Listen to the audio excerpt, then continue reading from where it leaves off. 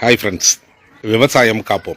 விவசாயம் தான் இனி வரக்கூடிய காலங்களில் மிகப்பெரிய அளவில் பணம் ஈட்டக்கூடிய ஒன்றில் விவசாயமும் ஒன்றா மாறிக்கிட்டே வருது. நம்ம பார்த்துக்கிட்டே இருக்கிறோம். நிறைய வருஷங்களாக சொல்லிகிட்டு இருக்கோம். விளை நிலங்கள் எல்லாமே பிளாட்டு, வீடு, கட்டடங்கள், இண்டஸ்ட்ரி இதாக மாறிட்டு இருக்கிறப்போ விளை பொருளினுடைய தேவை கூடிக்கிட்டே இருக்கு. அந்த விளை பொருளில் கூட இன்ன சத்துக்கள் இந்த தாவரத்தின் மூலமாக கிடைக்கும் அப்படிங்கிற விழிப்புணர்ச்சி கூடிக்கிட்டே இருக்கு. அப்போ நம்மளுடைய சத்துக்கள் தேவைகளை பூர்த்தி பண்ணுறதுக்கு எங்கே போகிறோம்? விவசாயத்திட்ட தான் வரணும். அந்த விவசாயம் பல பரிணாமங்களில் ஆரம்பிக்குது. மாடி வீட்டு தோட்டம், மைக்ரோ கிரீன்ஸு, கீரையை விட அதிக சத்துள்ள அந்த பொருள்களை தேடி போகிறோம். அதுவும் ஒரு விதமான ஒரு நுணுக்கமான விவசாயம்னு சொல்லலாம். இது மாதிரி ஒவ்வொரு பொருள் தேவைகளை பூர்த்தி பண்ணுறதுக்கு, ஒட்டுமொத்த மனித இனத்தினுடைய உணவு தேவையை பூர்த்தி பண்ணணும் அப்படின்னா அதுக்கு இருக்கக்கூடிய ஒரே ஒரு துறை விவசாயத்துறை மட்டும்தான். இந்த விவசாயத்துறையை ரொம்ப புனிதமாகவும் போற்றத்தக்க வகையிலையும் இதை பாதுகாப்பாக வச்சிருந்தோம்னா நம்மளுடைய அடுத்த தலைமுறைக்கு நம்ம நல்ல ஒரு சூழ்நிலையை விட்டுட்டு போகிறோம்னு அர்த்தம். அது என்ன சார் நல்ல பாதுகாப்பான ஒரு சூழ்நிலையில்? நல்ல புரிதல் முதல்ல நமக்கு வேணும். ஒரு சின்னதாக காய்கறி இதில் புழு இருக்கிறது, இதெல்லாம் இயற்கை. கத்திரிக்காயின்னு இருந்தால் புழு இருக்கத்தான் செய்யும். பார்த்து நம்ம கட் பண்ணணும் அப்படிங்கிற விழிப்புணர்வு நம்ம தாய்மார்கள்ட்ட வேணும். புழுவே இருக்கக்கூடாது, அழகாக இருக்கணும், பெருசாக இருக்கணும் அப்படின்னு நம்ம ஆசைப்பட சத்துக்கள் இல்லாமல் அதுக்கு தகுந்த ஹைப்ரைடு, அதுக்கு தகுந்த மருந்து, பெஸ்டிசைடு, அதுக்கு தகுந்த ஃபெர்டிலைசர் எல்லாம் கொடுக்க ஆரம்பிச்சிடும். உள்ள பூரா விஷமாக மாறி கண்ணுக்கு அழகா கவர்ச்சியாக மட்டும் பெரிய பெரிய காய்கறி, கீரை இது பூரா நமக்கு கையில் கிடைக்க ஆரம்பிக்குது.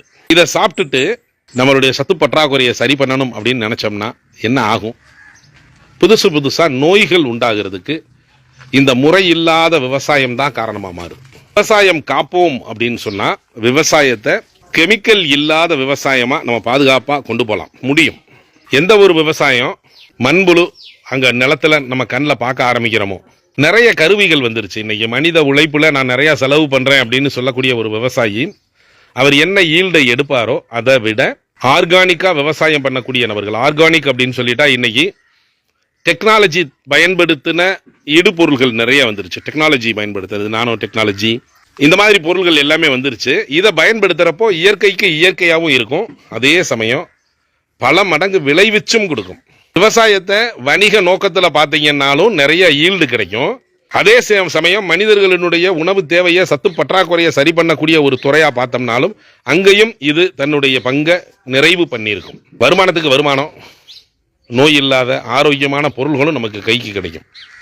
இதெல்லாம் நம்ம மாற ஒவ்வொரு நபர்களும் நம்ம அதுக்கு தகுந்த மாதிரி மாற இயற்கையான விவசாயம் பண்ணுறது, மண் நேர்த்தி பண்ணுறதுலேருந்து விதை நேர்த்தி பண்ணுறது, அந்த தாவரம் ஜெர்மினேஷன் பீரியடு முளை கட்டி வெளியில் வர்றப்போ என்ன பண்ணணும், அதுக்கு அடுத்த முதல் களை எடுக்கிறப்ப என்ன பண்ணணும், களை கொல்லி அடிச்சு விட்டுறாம களை எடுக்கிறதுல எவ்வளவு சிறப்பாக பண்ண முடியும் சார், அதெல்லாம் நாங்கள் பண்ணி பார்த்துட்டோம் சார், செலவு சார், அது சார், இது சார். இன்னைக்கு எவ்வளவோ வந்துருச்சு டெக்னாலஜி, மிஷினரிஸ் எவ்வளவோ வந்துருச்சு. சின்ன விஷயங்களுக்கெல்லாம் மிஷின் வந்துருச்சு. ஒரு நபர் ஒரு ஏக்கரை தாராளமாக கையாள முடியும். ஒரு 2-3 மிஷின் இருந்துச்சுன்னா போதும், ஆளே இல்லாமல் கையாள முடியும். அந்த அளவுக்கு இங்கே மிஷினரிஸ் எல்லாம் வந்துருச்சு.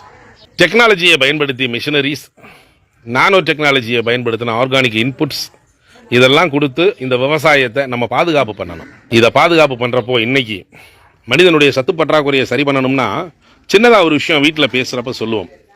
ரோட்டில் என்ன பொருள் விற்கிறாங்களோ, என்ன பொருள் மீன்ஸ் புதுசாக சீசன் ஃபுட் ஐட்டம், நொங்கு எப்போ கிடைக்கும்? அது சீசனில் தான் கிடைக்கும். நொங்குன்னு ரோட்டில் பார்த்துட்டிங்கன்னா நல்லா வாங்கி சாப்பிடுங்க.